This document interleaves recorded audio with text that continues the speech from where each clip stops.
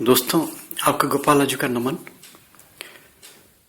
भाद्रपद पूर्णिमा से लेके आश्विन कृष्ण अमावस्या तक श्राद्ध पक्ष मनाया जाता है। 15 दिनों का ये अपनी अपनी मान्यता, अपनी अपनी श्रद्धा, अपनी अपनी आस्था, सब हिंदू समाज के लोग कुछ न कुछ करते हैं अपने पितरजनों को प्रसन्न करने के लिए, उनका आशीर्वाद बटोरने के लिए।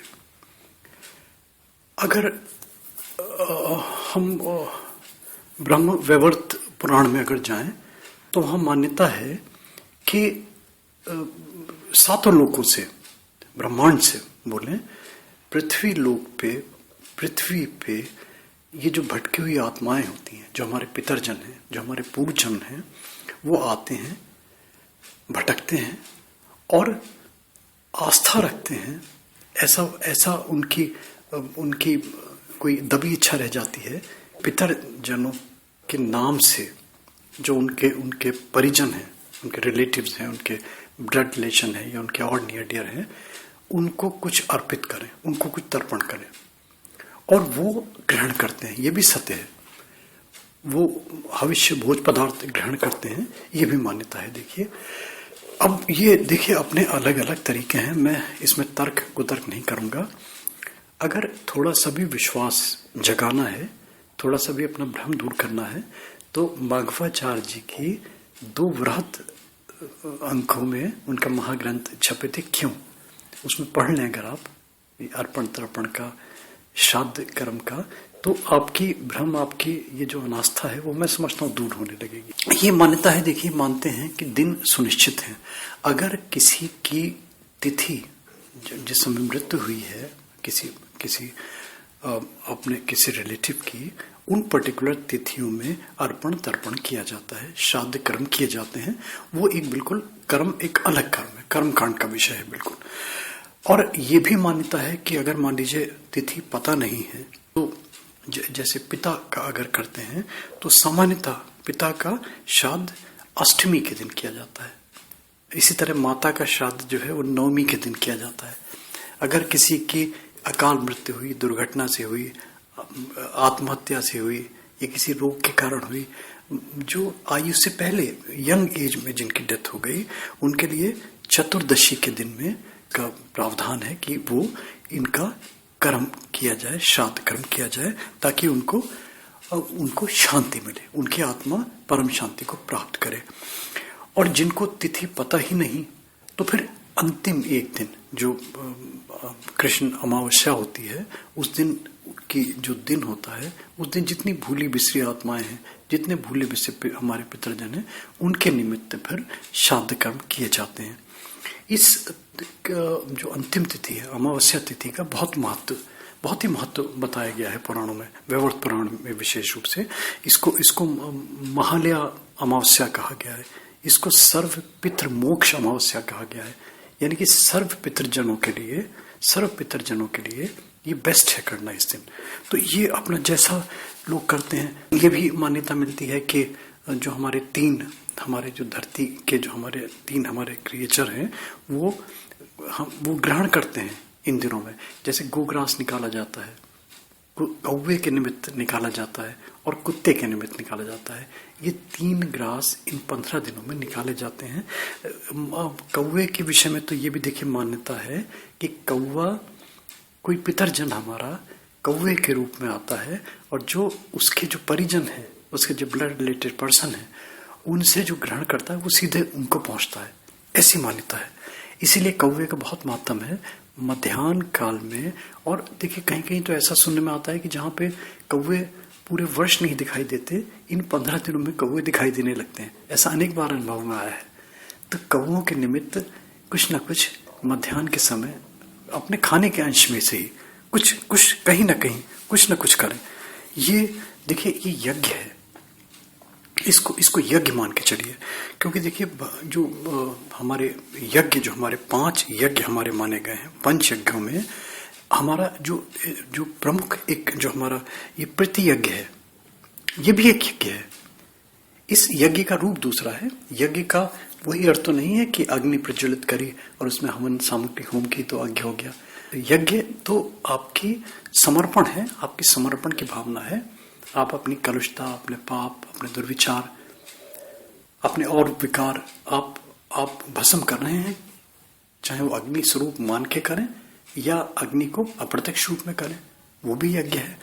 हम अपनी श्रद्धा, अपने भाव हम अर्पित कर रहे हैं, तो वो अर्पण जो है वो आपका काम करेगा और पितृजनों को पहुंचता है, निश्चित रूप से पहुंचेगा। देखिए, ये तो मैं इसको मानता हूं और ये सब कहता हूं।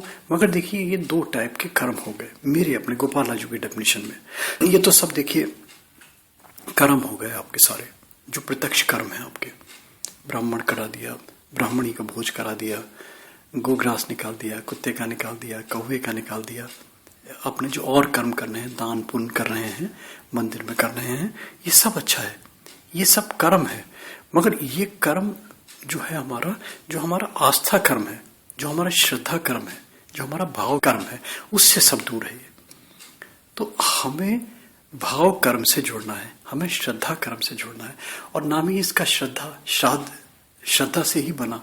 तो अगर ये भाव श्रद्धा जब तक नहीं जुड़ेगी, तब तक मेरे कर्म तो ठीक है, जैसे अपने रूटीन में काम कर रहे हैं कि जैसे होता है ना, वो फेंक दिया, गाय को फेंक दिया, कौवे को फेंक दिया, बस वो जैसे होता है ना कि एक भार डाल रहे हैं, घास काट रहे हैं।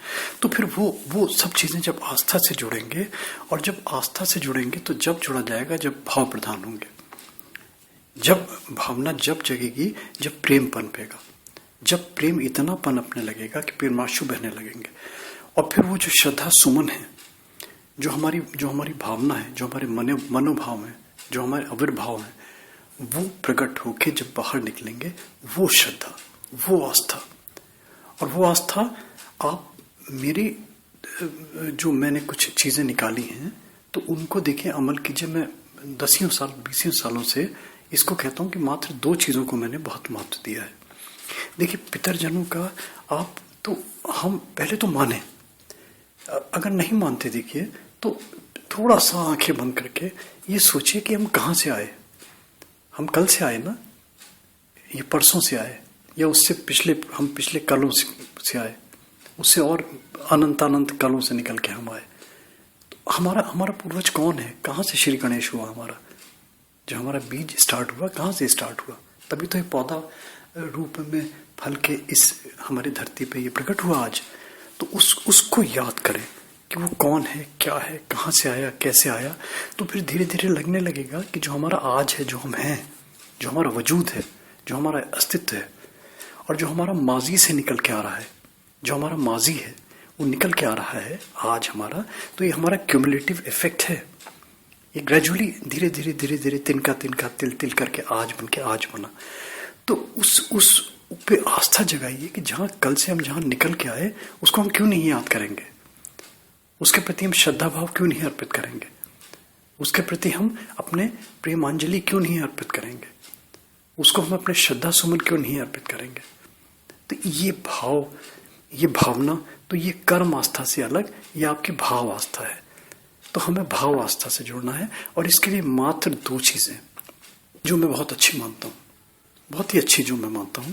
एक तो इन पखवाड़े में, इन 15 दिन के पक्ष में, मैं जिनको सूर्य पूजा का बताता हूं, अर्घ्य देने के लिए बहुत से लोग करते हैं, अपने अपने विश्वास से करते हैं। पूर्व दिशा की ओर मुंह कर लिया, सूर्य को अर्घ्य दिया, एक अर्घ्य दक्षिण दिशा की ओर मुंह करके, अपने माजी को याद करके, अपने पूर्वजनों को याद करके, अपने पितरजनों को याद करके, अपने नोन पितरजनों को याद करके, अपने अनोन पितरजनों को याद करके, भूले बिसले कोई हमारे पितरजन है उनको याद करके, वो आप उनको श्रद्धा स्वरूप एक अर्घ वो तर्पण करें, आप वो लगेगा। और एक दोस्तों, जो आपकी अमावस्या आएगी, ये महालय अमावस्या आएगी, सर्वपित्र मोक्ष अमावस्या आएगी, इस अमावस्या पे एक सिर्फ कर्म कर लें, बहुत ही अच्छा लगेगा। देखिए, कहते हैं आत्मा अतिरिक्त है और ये सब ग्रहण करती है, पानी जल ग्रहण नहीं करती। तो जल ग्रहण नहीं करने का एक विधान है। क्यों नहीं करती, क्या है वो, एक पूरा शास्त्रोक्त है। ये पुराणों में इसका वर्णन मिल जाएगा। इसके निमित्त एक कर्म जो मैं करवाता हूं, मिट्टी का एक घड़ा ले लीजिए, छोटा हो बड़ा हो, उसमें नीचे सुई से एक छोटा सा छेद कर लीजिए जिसमें बूंद बूंद पानी टपके। और अगर छेद बड़ा हो तो उसमें तिनका फंसा दीजिए, उस तिनके में ऐसा तिनका हो कि वो उसमें से बूंद बूंद करके पानी नीचे गिरे। इतना सा करिए। और ये कहीं शमशान घाट में, अगर डर नहीं लगता तो शमशान घाट में जनरली वृक्ष होते हैं, सघन वृक्ष होते हैं, पीपल के वृक्ष होते हैं, बड़ के वृक्ष होते हैं। अब ये पीपल और बड़ के जो वृक्ष हैं शमशान घाटों में ही मिलेंगे। मंदिरों से भी पलायन होने लगा, मंदिरों से भी कटने लगे क्योंकि कमरे बनाने लगे, आलिशान मल्टी स्टोरी बिल्डिंग बनने लगे वहां पे। तो ये आप करें और उसमें जल भर दें। जब आपकी अमावस्या आएगी 15वीं तिथि को, तो उसमें बूंद बूंद पानी ऐसे भर दें, कहीं टांग दें वृक्ष पे, बूंद बूंद पानी उसमें से नीचे गिरता रहे, एक एक बूंद टपक के। और वो पितरों के लिए तर्पण का बहुत अच्छा उपक्रम सिद्ध होगा आपका। ये मात्र एक दिन। और अगर मान लीजिए नित्य का कर्म बना लेते हैं, प्रथमा से लेके प्रथमा द्वितीया तृतीया घड़ा टांग देते हैं और वहां सेवक होते हैं, उनको कुछ पैसे दे दिए, उनको कह दिया कि यार इसमें पानी भर दिया कर, वो पानी भर दे और एक चुटकी बूढ़ा उसमें डाल दीजिए, तो बूंद बूंद पानी टपकता रहेगा। वो इन 15 दिनों में सबसे अच्छा उपक्रम तर्पण के लिए पितरजनों के, इससे बढ़िया कोई उपक्रम नहीं है।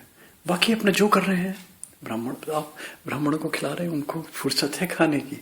मंदिरों में मुझे दुख होता है, अब नवरात्रे आ रहे हैं, अमावस्या आ रही है, अब ये पितृपक्ष आएंगे तो खाना सड़कों पे बिखर रहा है, पैरों में लग रहा है, टोकरों में कूड़े में फेंक रहा है खाना। तो ये कहाँ का भाव हुआ? ये कर्म श्रद्धा ही तो है ये, मगर भाव श्रद्धा से जुड़े दोस्तों, बस मात इतना। और मैं तो मुझे न तो देखिए मुझे बोलना आता है, न मैं कोई मुझे पंडित है मेरे अंदर, न मैं कोई ब्राह्मण। ये तो जो मेरे मनोभाव हैं, जो मैं पढ़ता हूँ, लिखता हूँ, भोगता हूँ, देखता हूँ, सुनता हूँ, वही मैं इस अब YouTube के माध्यम से दोस्तों, और मेरे ये विचार इनके सार में चाहिए, इनके गर्त में चाहिए, तो आपको आनंद की अनुभूति होगी। और प्लीज मेरी रिक्वेस्ट की, अगर अच्छा लगे दोस्तों तो YouTube में प्लीज सब्सक्राइब करें इसको दोस्तों। Thank you, thanks for hearing Gopala ji.